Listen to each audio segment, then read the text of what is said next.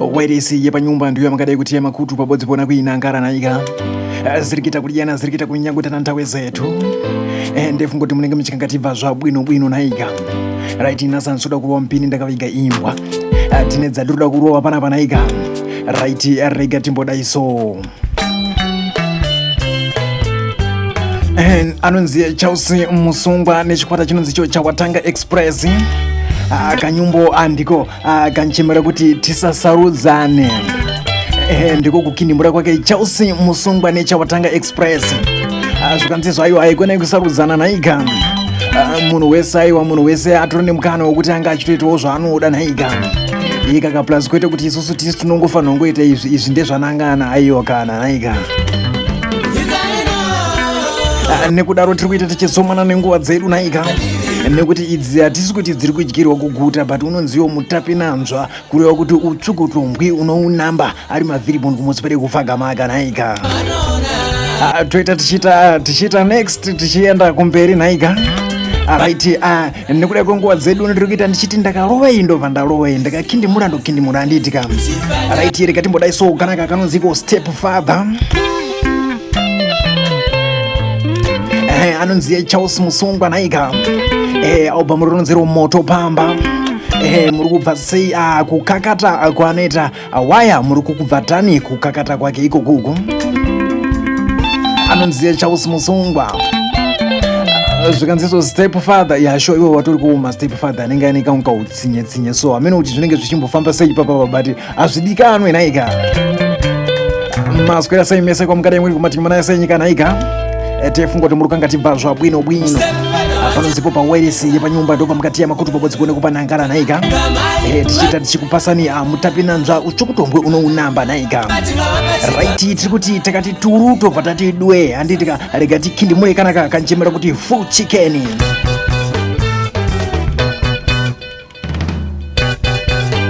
anonzi Chelsea Musungwa ndagara ndataura naika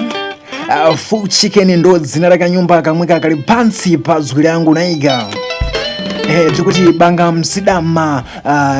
manyumbo maaudio akaita fanika iyaya handitika meta sabi yenyu vanenda pa YouTube vande type kuti Chelsea Musungwa banga TikTok anebva ati type zvakare kuti eti Chelsea Musungwa pa Facebook ati Chelsea Musungwa zvakare handitika mevha matitanga kutemva pabodzipo nakuona zvimwe zvitsva zvanenge asindikanda pakalipo kuti mwense muone kuti zvipi zvakuburirani mukati menguva yamunenge manangara iyoyo handitika saka tikuti kana muchida dzimwe music dzakaita fanika idzo dzedzi dzinoimbwa na Chelsea Musungwa moita sabi yenyu vanoenda pa YouTube pa Facebook nepa TikTok munobva mangotaipa kungoti Chelsea Musungwa handitika TikTok Chelsea Musungwa Facebook Chelsea Musungwa YouTube Chelsea Musungwa naika right tatawa kati tikati adzisi kudyirwa kuguta handitika rega tifambire mberi tikuita tichifambira patsogoro nacho chirongwa chedu naika tiri kuti isu rega timborowa kanaka kanonziko upenyu ndehwako right pakaita sort of kurayirana naika kuna vamwe vanendeti iwe ndikupiko kusiri kufa naiwe hapana kusiri kufa naika but azvisiriso naika kuna mumwe anoti akanzi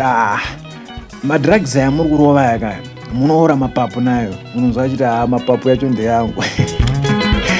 ndizvo zvanenge ari yako but pamwe nyaya kuti iwei unenge wataurirwa nayo inenge isina kukuitira bow but unenge ungoonesana naika ndiko kanonzika upenyu ndehwako kuri kukinimura kwa Chelsea Musungwa naika ndataura ndikati adzisi kudyirwa kuguta inonzi turudwe kunde kupasai pamunenge makubva kuti aiwa unenge wauchi chinenge chiri kuzipa teva takujomorerai handiitika right rega tikutsudzunureni kanaka kanyimbo kanchemera kuti kwatezvara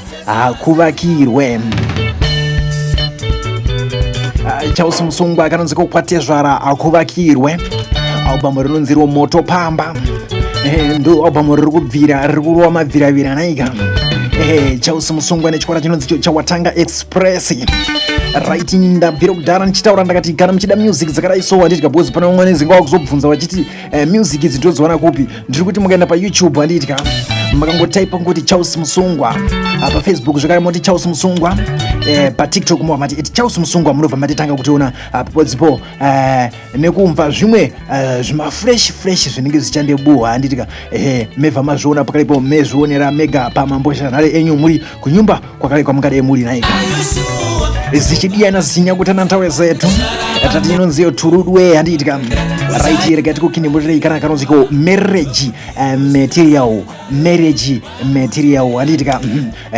ando zviri kutaurwa pana pakuti marriage material munende zvimvira pakalepa munebva kuti aiwa zvizvi kutaurwa nezvazvo ipapapa handitika ari kuhoreketa nendaya yachini